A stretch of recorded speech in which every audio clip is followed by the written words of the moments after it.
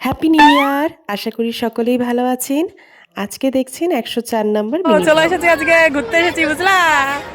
২০২৪-এর পয়লা জানুয়ারি একই মানুষদের সাথেই আমি ইকো পার্কে গিয়েছিলাম। তো আজকে ২০২৬-এর পয়লা জানুয়ারি সেম ডেটেই গেছি সেম মানুষদের সাথেই, শুধু জিৎ বেশিভাবে যুক্ত হয়েছে।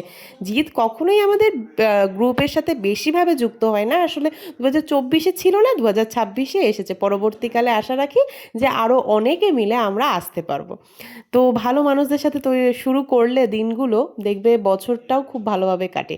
এটা হচ্ছে বাঙালিয়ানা। তো এইটার পুরো ডিটেলস ভিডিও আমি আমার ইউটিউব চ্যানেলে দিয়ে দেবো, তোমরা অবশ্যই চেক আউট করে নাও। তোমরাও ইকো পার্কে ঘুরতে পারো, যে কোনো একদিন যাবে আর সারাটা দিন ইকো পার্কে ঘুরে মজা করে কাটাবে। ওখানে খাবার নিয়ে ঢোকা যায়, সমস্তটাই আমি আমার ব্লগে তোমাদের সাথে শেয়ার করে দেবো।